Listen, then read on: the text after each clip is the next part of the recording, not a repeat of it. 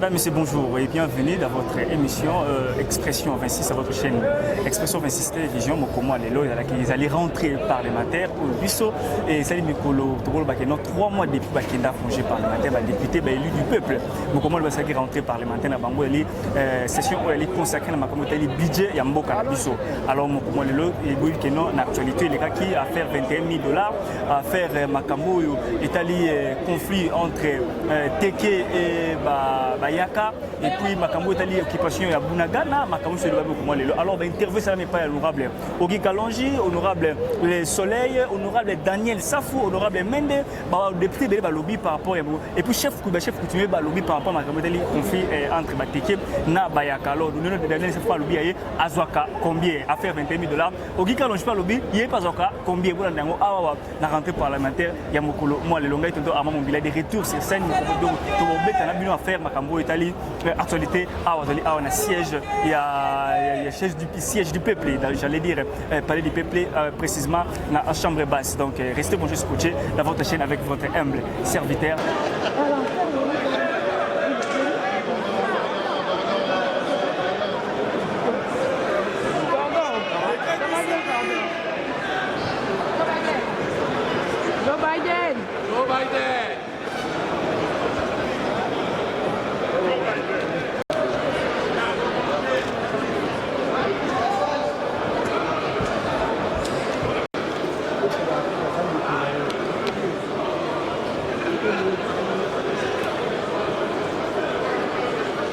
Veuillez vous asseoir, s'il vous plaît. Gardez! Ensemble, présentez!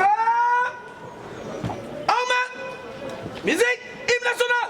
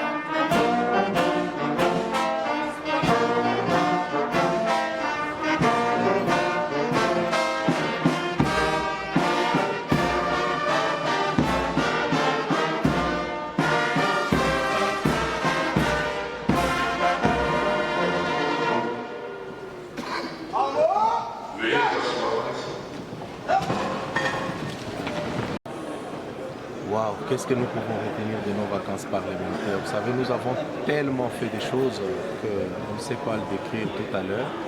Mais la question qui urge, la question qui nous a été recommandée, c'est la question de la pénurie de carburant. Ça fait partie des questions très très importantes que la population nous a demandé de faire rapport au niveau du Parlement pour pouvoir la traiter en toute urgence. À ce qui concerne nos activités, nous en avons tellement fait qu'on ne sait pas dans les quelques secondes dire qu'est-ce qu'on a fait, qu'est-ce qu'on n'a pas fait. Mais la réalité, c'est que nous avons touché plusieurs secteurs, le social, nous avons touché les secteurs liés au transport, l'énergie, en tout cas tous les secteurs liés à la vie de la population, nous les avons touchés, nous avons abordés. Alors vous avez sûrement été à la base par rapport aux problèmes qui dérangent la population. Comment pensez-vous qu'on soit fait les en tant que député? Vous savez, c'est que les gens devraient savoir, les députés, ses responsabilités, c'est prendre ces informations-là de la part de la population. Parce que nous jouons les ponts entre la population et l'exécutif. Comme nous avons repris la session, nous avons toujours eu une session qu'on appelle de rapport de vacances parlementaires. Nous déposons nos rapports de vacances parlementaires, ça sera traité ici en plénière et après les recommandations seront faites au niveau du gouvernement. Il reviendra au gouvernement de mettre en pratique ou de répondre aux attentes de la population et nous l'Assemblée, on sera cette fois-ci derrière le gouvernement pour bousculer et être sûr réellement que ce qu'on avait proposé dans les rapports de vacances parlementaires, ça a été pris en compte par le gouvernement. Alors, honorable, la question liée à la sociale de la population est une question très importante. Pendant que la population souffre, pendant que la population, les fonctionnaires réclament l'augmentation des salaires, il semble que les députés touchent 21 000 $. Un montant de 21 000 $. Ouais. Ben, nous devons rire un tout petit peu parce que j'ai suivi cela par le biais de notre collègue Martin Fayoulou. Il l'a dit, il a d'ailleurs dit que c'est 2 semaines qu'il venait de découvrir la question, pendant qu'il a des députés qui siègent avec nous, qui, entre parenthèses, si nous touchons 21 000 $, c'est-à-dire ses propres députés ont touché ces 21 000 $ pendant les 8 mois, c'est-à-dire que lui, en tant que président du parti, il a touché 2100 $, comme les 10% que nous reversons toujours dans nos partis politiques. Je pense qu'il n'est pas temps que quelqu'un vienne donner des leçons à qui que ce soit. La réalité, je pense que vous avez vu nos bulletins de paye circuler ça et là. La réalité, c'est que nous touchons moins de ce que les gens sont en train de raconter. Mais allons-y dans la logique qu'on toucherait, les députés toucheraient 21 000 $. Moi, je suis un exemple vivant. Vous savez, quand je fais une activité, c'est que ça m'écoute une activité simple, m'écoute autour de 5 000 $. J'en fais le mois, pas moins de 4-5 activités. Je pense que si je touchais 21 000 $, la population devrait être heureuse parce que ces 21 000 $, je ne les bouffe pas avec ma famille, je les bouffe avec eux.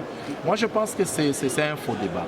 Les débats, nous devrions élever les débats, aller vers ce qui est essentiel. Ce qui est essentiel pour nous, c'est qu'on bouscule les gouvernements à faire son travail. Aujourd'hui, c'est les députés qui font le travail de l'exécutif. C'est les députés qui enterrent, c'est les députés qui envoient les enfants à l'école, c'est les députés qui font tout. Moi, je suis heureux que aujourd'hui, c'est les députés qui intéressent les acteurs politiques parce qu'ils ont besoin de se refaire une santé politique et voir comment est-ce qu'on peut glisser ou faire toutes ces choses-là. Le vrai débat n'est pas celui-là. Posez-vous la question. Martin Fayoulou écrit sa lettre et la conclusion, c'est que les bureaux Mbosso devraient démissionner. Quel rapport il y a entre 21 000 $ que toucheraient les députés et la démission du bureau Mbosso? N'oubliez pas qu'aujourd'hui, il y a un conflit sérieux au niveau du Bandundu, il y a un conflit de leadership. Comment les gens vont l'entendre? Comment les gens vont redonner confiance à Martin Fayoulou pour qu'il redevienne le leader du Bandundu? Il faut commencer par couper la tête de Mbosso, qui aujourd'hui, je ne peux pas vous l'apprendre, il est le leader incontestable du Bandundu. Donc, on ne peut pas nous amener un conflit des tribus, des communautés, le ramener au niveau de l'Assemblée nationale pour justifier un positionnement. Honorable, vous touchez combien en termes de chiffres? Je venais de le dire tout à l'heure, ce n'est pas secret. C'est 16 millions de francs. Vous allez me poser la question de savoir, mais les invisibles, est-ce que vous savez comment nous touchons les invisibles? Ce sont les commissions où vous, les journalistes, vous couvrez. Parfois, nous signons sur ces listes de commissions avec la presse. Je pense que c'est vrai, madame. Nous signons ces mêmes listes avec vous. Vous touchez combien des invisibles quand nous sommes dans des commissions? Ce n'est pas 7 000 $. C'est parfois 50 000, c'est parfois 20 000. Parce que ces listes, nous les signons avec vous. C'est ça ce qu'on appelle invisible. Donc moi, je pense qu'on ne devrait pas ramener les débats autour de ça. Il y a un conflit des communautés, qu'ils aillent régler ce conflit des communautés entre eux et qu'on laisse l'Assemblée nationale tranquille, qu'on nous laisse faire le travail. Honorable, vous avez créé le parti politique avec Honorable Elisée Tamboué, la sortie officielle récemment ici. Mais vous êtes toujours député. Pourquoi vous n'avez pas quitté le poste de député à qui vous avez été élu dans ces partis politiques? Mais pourquoi je devrais quitter? C'est un mandat que le peuple m'a donné. Si le peuple décide tout de suite là, non, monsieur Kalonji, tu dois quitter, tu dois, mais je quitte. Pendant que le peuple là m'a donné confiance, le peuple là pense que je dois continuer à siéger, pourquoi je quitterai? C'est ça la question. N'oubliez pas que les députés est couvert par l'arrêt de la Cour constitutionnelle. Cet arrêt qui a été signé ou encore publié juste au début de la mise en place de l'Union sacrée. C'est un arrêt qui nous donne le pouvoir. Ce n'est pas un mandat d'un parti politique, c'est un mandat du peuple. Il revient au peuple souverain de me retirer ces mandats-là. Et puis je vais aller chez moi continuer ma vie normale. Pensez-vous qu'il y aura élection dans une année? Mais bien sûr, le président de la CENI l'a dit. Nous devons tous travailler pour qu'il y ait élection. Je pense qu'il l'a dit plusieurs fois. Il nous a rassurés, donc il y aura élection. Les acteurs politiques devraient se préparer à ce qu'il y ait élection, que de s'agiter pour dire que les députés touchent 21 000 $, tout simplement parce qu'ils ont besoin de créer une crise afin qu'il n'y ait pas élection. Donc la population devrait être vigilante. Ces gens-là, ce sont des manipulateurs. Quand il dit comme ça, c'est pour créer une tension afin qu'ils trouvent des raisons demain après-demain qu'il n'y aura pas élection. Merci. Honorable, peut-être la dernière question, je vais entrer à la question liée aux 21 000 $, parce que c'est une question qui préoccupe au plus haut niveau la population. Ça nous préoccupe, nous aussi. Si tel n'est pas le cas, où trouvez-vous le moyen pour mener toutes nos actions? Mais madame, avant d'être député, j'étais dans le secteur privé. Je suis entrepreneur, je suis chef d'entreprise. Après être député, je continuerai ma vie normale. Les gens ne peuvent pas m'amener à penser que c'est quand je suis député que j'ai commencé à toucher 100 $. Non, je vous dis, madame, que mon premier employé, je l'ai employé, j'avais 18 ans. J'avais 18 ans, j'avais déjà donné un travail à quelqu'un. À moins de 25 ans, j'en comptais déjà plus de 30 qui touchaient un salaire décent.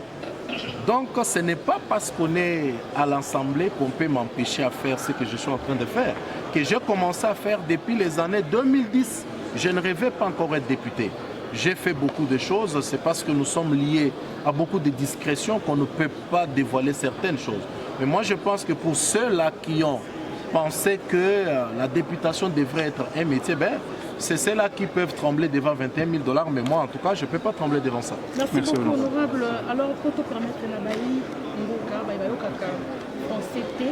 va comprendre le paysan à l'Ingala, et le but de sujet est mêlé. Et là, on est paysan de la population par rapport à l'aliment sur le sujet à Liboso, Tosibi Makambo, il y a 21 000 $. Na lobby que tu touches à 21 000, tu touches à 16 millions de francs. Question emi balé batuningai par rapport à ba invisible. Na lobby ba panzi sango oyo bayaka ko couvrir. Ba session na biso oyo tozo benga ya ba invisible wana to signaka ba liste pona kozwa ba 30 000, 50 000 ensemble na bango. Donc lelo, il ne fallait même pas que ezala débat. To touchaka lelo ba 20 000, lobby ba 30 000, osangisi okei osungi mutupo akoka kotinda mwana na kelase ou bien makambo nyonso wana. En dehors, il y a Owana Totuni, Tosololi Makambo, Oyo Etali, vacances parlementaires. Dans les vacances parlementaires, Tosali Moussala et Belé. Tosali Moussala et Belé, moyen, Tobandako, Lobelango, en détail. Ezalité, mais Moussala, on a finalité, na yango ezali à Kosala rapport et à vacances parlementaires, to déposer na bureau, to débattre na plénière. Enfin, bureau à Tindeli, gouvernement, ba recommandation pour ba rencontrer ba attente ya peuple. Biso to sali par na biso les restes to kolande la poto se rassurer réellement que le gouvernement a ça la par na. Par rapport à l'élection. Par rapport à l'élection, effectivement, l'élection est cause à la président et a saigné à lobby en plusieurs fois. Donc yende mutozo organiser l'élection à lobby et cause à la et sengeli tous à la confiance que l'élection est cause à la. Merci beaucoup. Merci madame. Na vacances, normalement ils ont autorité vacances, mais nous sommes invités avec la vacances. Il y a une session et il y a une juin. Et à vacances, il y a aussi la touche parce qu'un mois de base, on a récolté quand même un problème pour les autres. Base, tout le monde a dit que nous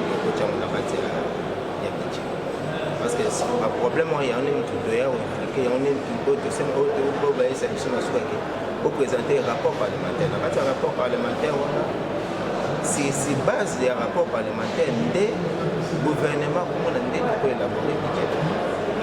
Et donc, à la base, il y a un problème pour les gestionnaires supérieurs et pour les militaires. Mais quand même, le gouvernement, c'est ça, il faut améliorer cette secteur. Et à moins, ça demande quand même des gouvernements, surtout dans les dépenses budgétaires. Le gouvernement, on a déngéné à l'occupement. Pour la province. Parce que la province n'a jusqu'à présent bénéficié des gouvernements. Ni 100 jours, il n'y a pas la question de la scène. C'est la mité. Ni les gélis. Mais parmi les qui cités, parce qu'ils avaient des cités. Mais à ma grande surprise, les gélis, comment la Kasai contrôle par exemple. Et éviter ce fait de savoir. Tout na Premier ministre, et à quoi il y a la mission, c'est base. Moi, solo, ils allaient qui était pour la Chile, je n'est pas la mission Salam Salat, et 100 jours, n'est Salam Salat, il y a une professeur de son classissement dans la mission. Donc, ça va dire qu'il était énorme, moi je sais que et pas dans la gratuité des athées à merci. Mais l'école à l'État est ça. Et bien, l'école à l'État est ça. N'est pas une gratuité pour payer ici. C'est pas des ans à problème, mais c'est problème. Donc, il y a un moment où la session faut que tu aies ma place pour l'amélioration de la population. Moi, message pour la Baïmbo Kawakana, c'est possible. Bon, pour la Baïmbo Kawakana, c'est ma place dans Zaïd. Et si on a une moussala, on a des voix où on va passer. Parce que si on a une moussala, on passe par le ventre, on a une adolescence. L'adolescence, on a eu un modèle de naïf pour le gouvernement. Effectivement, la problème de c'était pour la solution. Le problème de la Kenya, base la suite pour le gouvernement. Merci. Merci. Soyez le bienvenu d'abord chez nous au Palais du Peuple de votre rentrée. On aurait vous été à la base. Vous avez fait, je pense, un mois là-bas. Vous avez changé avec vos électeurs qui sont là-bas. Vous avez distribué des fournitures scolaires, les cahiers, les stylos, les sacs, tout ça. Et dites-nous comment était la situation là-bas, dans votre base, là où vous venez. Madame, sans pourtant faire de commentaires, la situation qui occupe ma base jusqu'à présent, c'est une situation qui est reconnue, c'est toute l'étendue de la vie. Donc là, les difficultés ne manquent pas. Et nous connaissons toujours comment a été le pays. Et comment nous cherchons à améliorer quand même la vie. Parce que les difficultés sont là, sont énormes. Sur tous les plans. Même s'il y a quand même certaines améliorations passées par là, les difficultés, là, c'est vraiment énorme. Qu'est-ce qu'on fait pour la santé parlementaire? Qu'est-ce qu'on fait pour la santé parlementaire dénombrée pour cette population? Ok, pendant cette session, je suis obligé vraiment de plaidoyer sur base de ce que j'ai vu comme réalité, ce que j'ai pu parler comme réalité, de façon que nous puissions inculquer cela dans les budgets. Parce que c'est une session budgétaire et nous devons vraiment nous impliquer à 100%. C'est comme chez moi, à Chicago, à Saïd, à 6 ans, parce que je suis le ministre de l'éducation.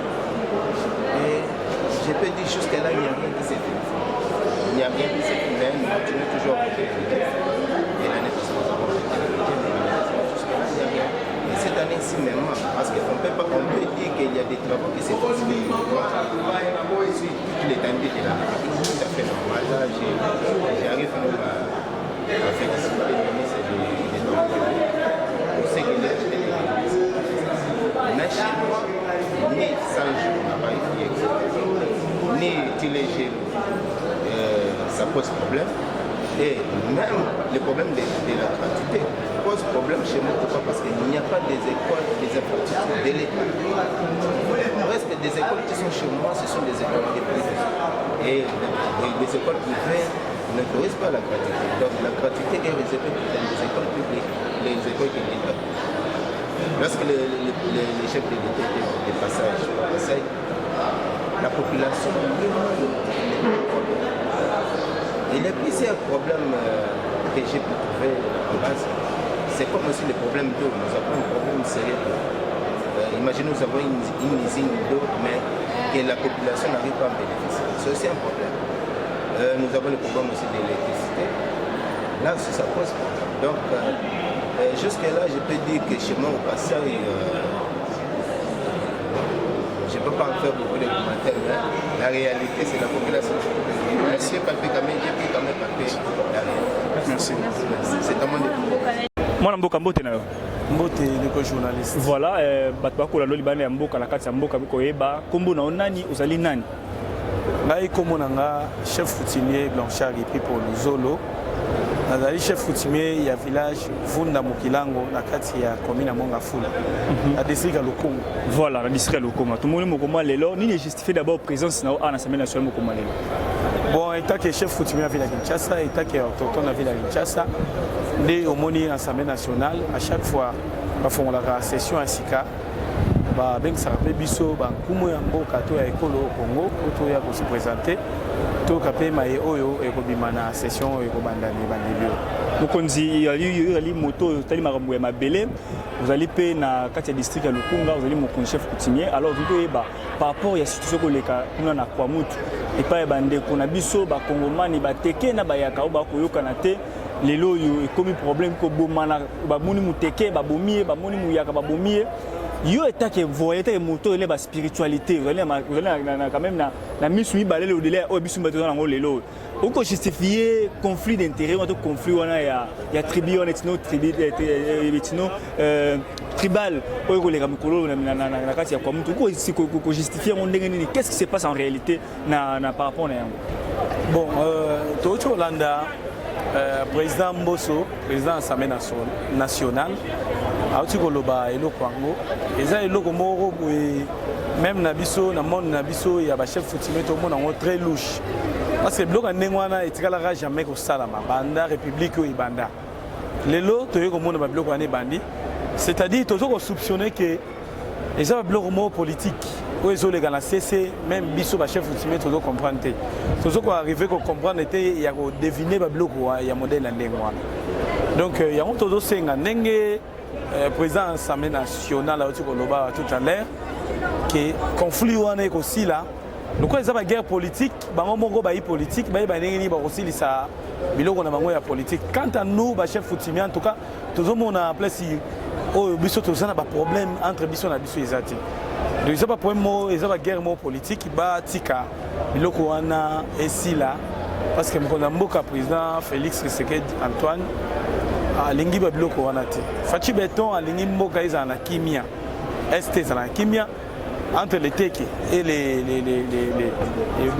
bandu bayaka kimia oyo tozalaki nango kala ezonga botikela biso ba guerre politique wana ba politicien bosala politique biso mpe ba chef coutumier botikela biso coutume na biso boya ko envahir politique coutume na biso te po bobebisela biso makambo na biso non tolingi te en tout cas cette fois-ci tozala kotelema mpona tolobake non tolingi biloko wana te merci beaucoup mon ambo merci parlementaire discours surtout président de l'Assemblée nationale asali yo lokola député osimbi nini mpe oanalyse yango lolenge nini maemaso alobi bokanga yango bokanga be biloko mibale ya yambo alakisi na bapaya te eliki ezali tokokende na maponami pamba te likambo balobi na lokota ya français les processus électoral moto moko te akoki kosima yango ata nani parce wana ezali bongo likambo euti na mobekoli likunzi eza ya tata ya moto te ya mama ya moto te ya mwana ya moto te ezali ya biso nyonso bayimboka wana ya liboso. Évidemment, c'est une interview pédagogique, hein? Bah, on va pas comprendre. Il y a Mibale, à l'obéli biso baimboka. Atali si biso, nungu. Nesika tofandi, insécurité. Ngai moko, ba kote la ngana ndako, benga ba bomangai. Nguya kaka ya fumukimba, ndo moninga na bomba. Atali si biso te, tokosala nyonso. Poto kene na mapona. Poso tokena mapona mite, tozi Congo to tchango likolo ya tono essence ata moleki nzela soka bokiti mboke peli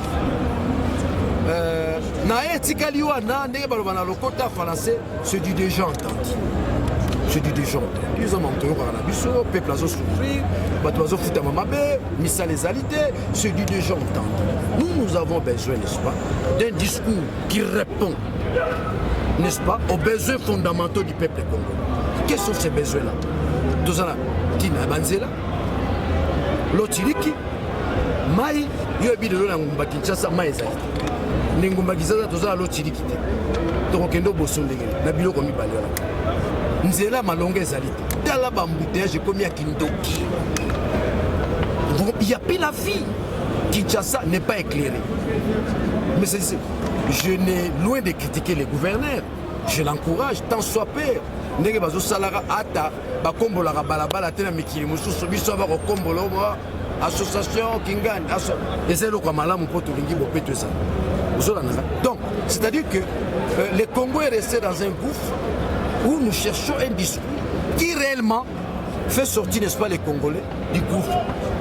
Les combats des derniers savent dans cette session la misère du peuple, la souffrance du peuple. Ah, mou les bandits, bon, n'a la tête.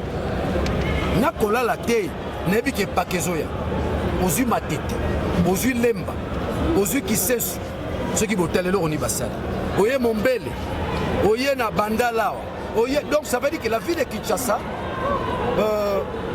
oui, il y a la vocation à la Moussala, mais les Guito Mona, net il m'a tête son boule les bandits à dégâts. Donc moi je suis plus au niveau des discours. En tant que policier, jeune Congolais, les discours j'en ai écouté autant. Et les beaux discours, des discours ficelés. Il faut suivre les discours de Mobutu, il faut suivre les discours de Kengo Adondo, mais c'était des discours teintés de mensonges. Il n'y avait pas de la praxis. Bilaka na bilaka, tozala posate makambo ekopisama, nanzela ya maloba, na misala, lolenge penseur, philosophe Austin a dit, qu'en dire c'est faire. C'est dont on ne s'est pas dit clairement, il faut se taire.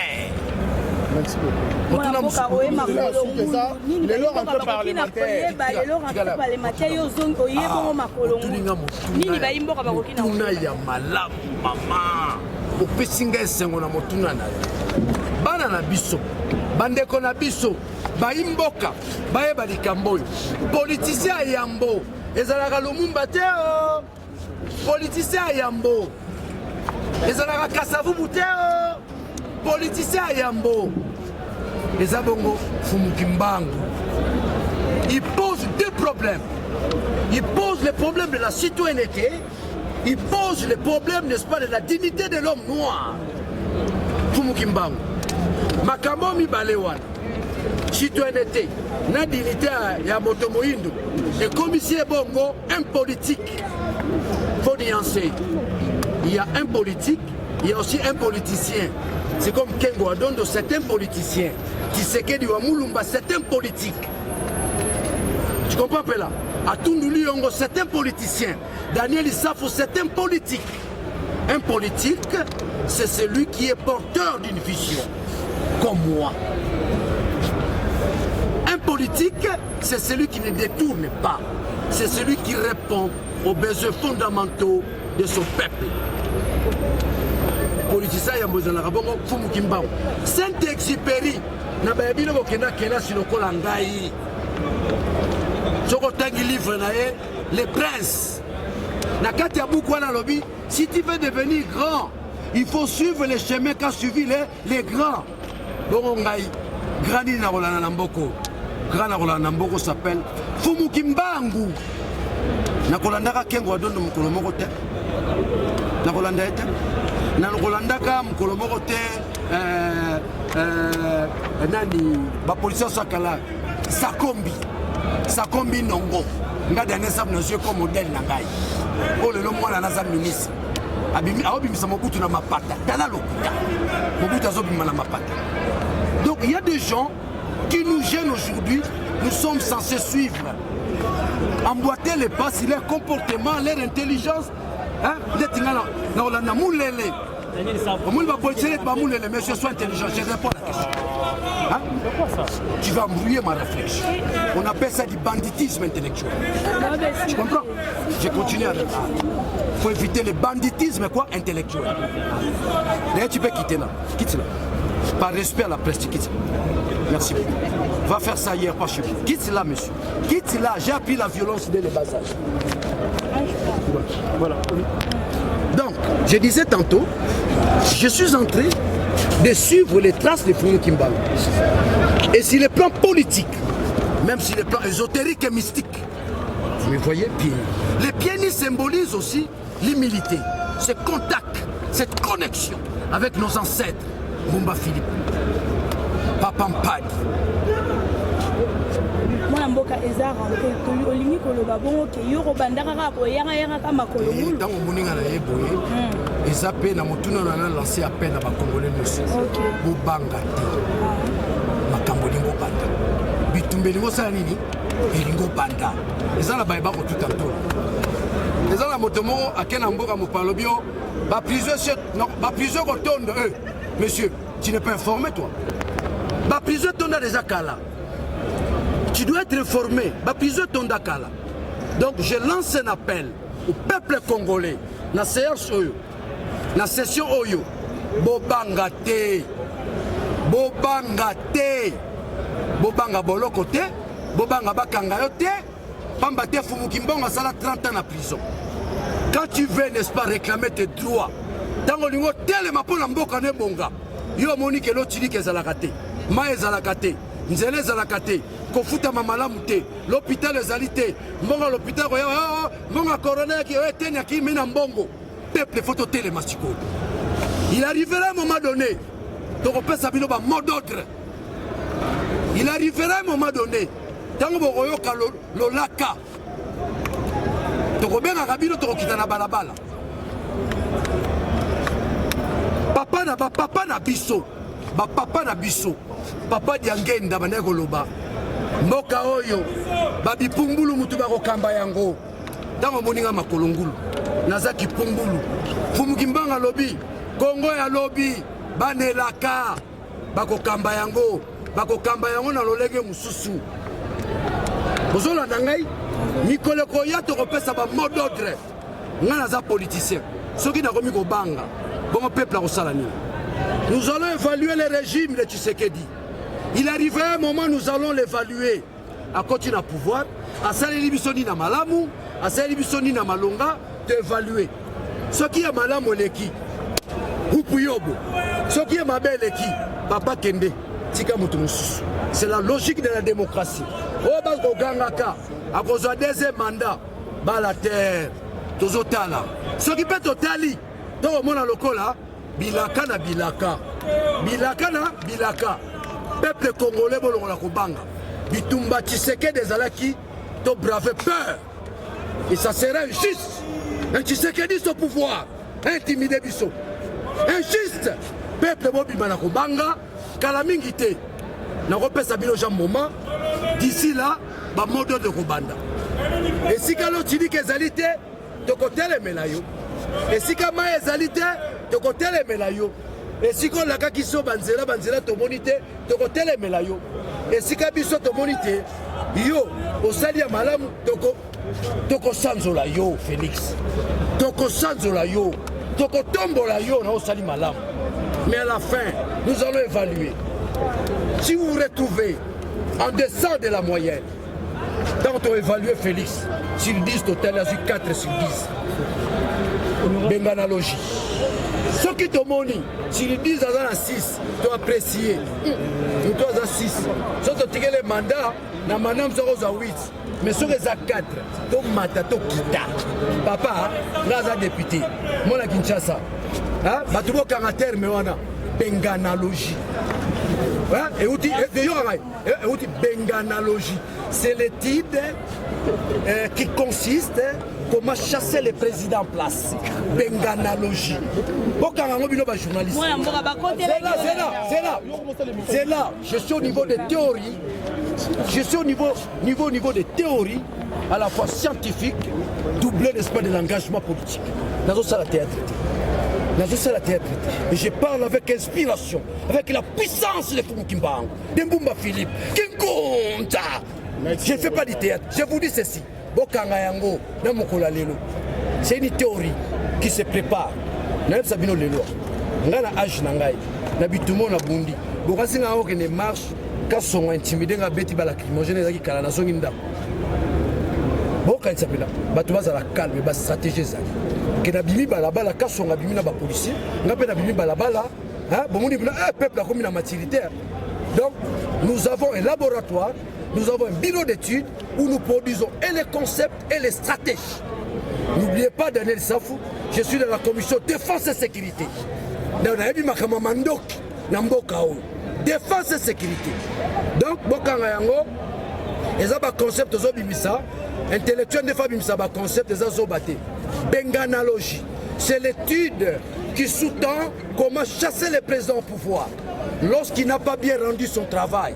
Après évaluation, lorsque nous évaluerons, nous, peuple congolais, nous constatons l'échec à beaucoup plus de la place, automatiquement, nous appliquons la théorie qui sous-tend la benganalogie. bengana moto moto mosusu kota mboka ya biso nyonso.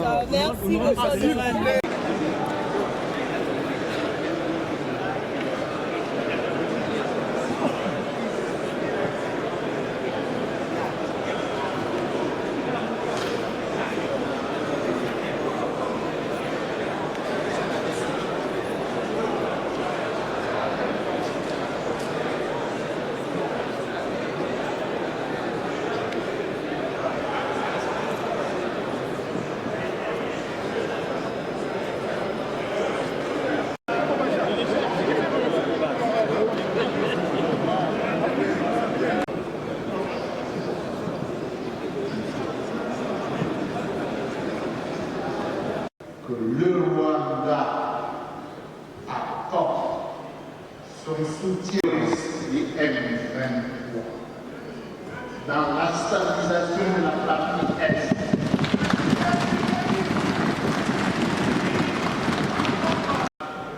L'aximal Afrique.